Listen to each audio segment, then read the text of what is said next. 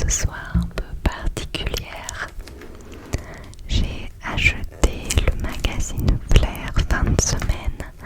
C'est un magazine belge, je crois. Je vous mettrai les références. Je vais vous montrer la couverture. Voilà. Flair. Et j'y ai donc trouvé un article sur la déprime et chocolat que j'ai décidé de vous lire. C'est un article qui parle de comment gérer ses émotions.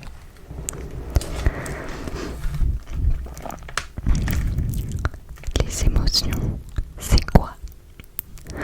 Ce sont des manifestations physiologiques brutales et soudaines, assez courtes en réaction à un stimulus de l'environnement. On en compte 4 de base. 4 de base. La joie, la tristesse, la colère et la peur.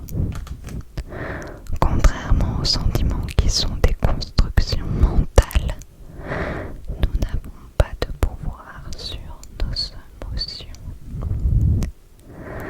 On pourrait imaginer que les émotions sont des sortes de vilains virus qui nous empoisonnent la vie et nous empêchent de tourner rond. J'ai rarement entendu quelqu'un dire « je kiffe trop mes émotions ». Pourtant, les émotions sont importantes. Elles nous donnent une information sur la réalité que l'on vit et sur ce que nous devons faire. Si nous n'avons pas de pouvoir sur nos émotions, nous pouvons par contre en prendre conscience, les accueillir, les comprendre et leur laisser de la place pour s'exprimer. Sans quoi elles deviennent des sentiments qui s'intensifient et rendent notre vie difficile. En effet, une émotion engendre une situation qui engendre une réaction. Quand nous ne sommes pas conscients de ce mécanisme, nous pouvons par exemple réagir en mangeant. Manger ses émotions. Est-ce grave? Manger un carré de chocolat pour moduler une émotion plutôt que de la laisser vivre, ce n'est pas vraiment un problème. Il n'y a aucun mal à manger pour se rassurer, se calmer, se réconforter ou célébrer. En effet, le fait de manger les aliments qui vous plaisent sans vous culpabiliser vous calme, diminue la concentration du cortisol qui est un marqueur de stress et augmente la présence d'endorphines. Pour que l'envie de manger soit émotionnelle,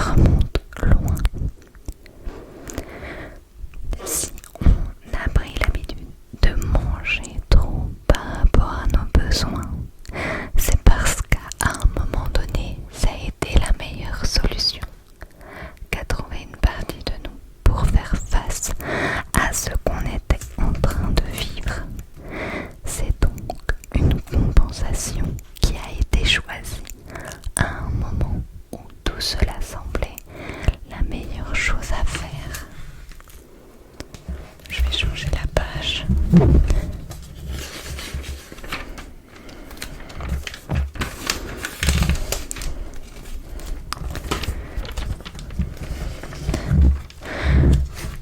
D'autre part, une personne qui est en paix avec son assiette peut manger un aliment qui la réconforte pour mettre fin à une émotion, mais ensuite n'y pensera plus. Quand ce n'est pas le cas, nous ne parlons plus d'alimentation émotionnelle. Le vrai problème, manger ses émotions, c'est ok. Engloutir ses émotions, être détaché de ses sensations alimentaires et culpabiliser sans cesse, ça ne l'est pas. Tous les jours, on est traversé par des tas d'émotions. Quand on mange, on en éprouve aussi. Ensuite, parfois, on mange afin de modifier certaines émotions. On est triste, on mange du chocolat. Et si ça s'arrête là, c'est très bien. Le problème, c'est quand on tombe dans l'alimentation contrôle et compulsive. C'est-à-dire quand on mange ce bout de chocolat en pensant qu'on n'a pas le droit de le manger.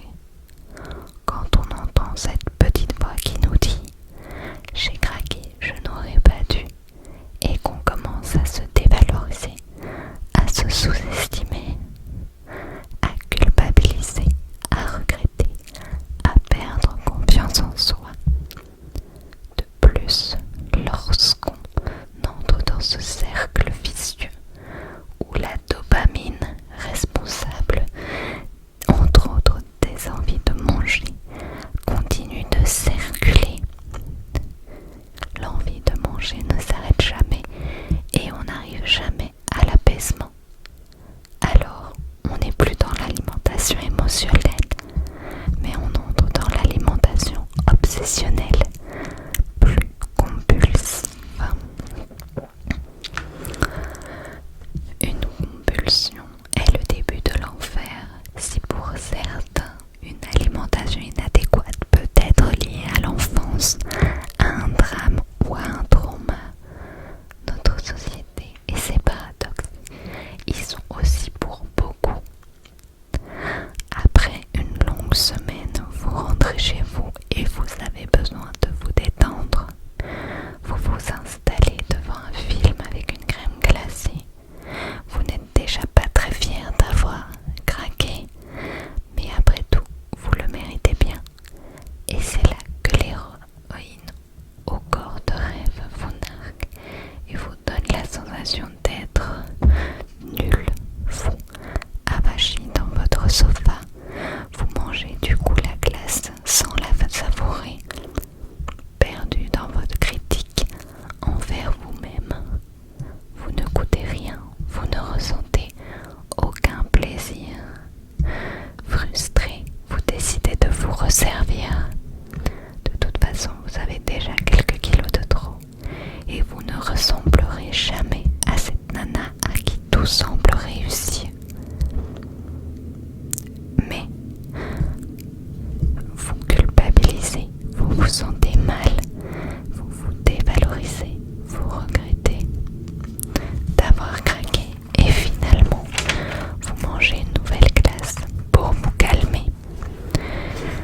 Ce cercle vicieux est lié à l'alimentation contrôle, au fait de vouloir contrôler son alimentation de façon cognitive et rationnelle. En gros, on est incapable de manger en lâchant prise. Nous sommes nombreux et nombreuses à être tombés dans cet engrenage qui n'a pas des pensées négatives en prenant un dessert au restaurant,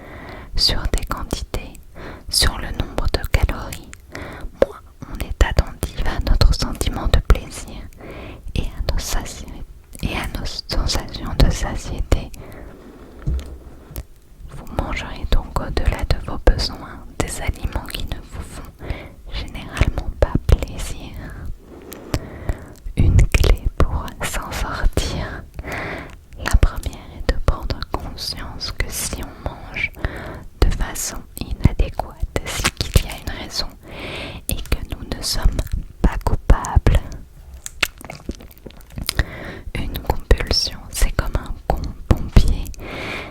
Une compulsion, c'est comme un pompier qui vient éteindre un feu.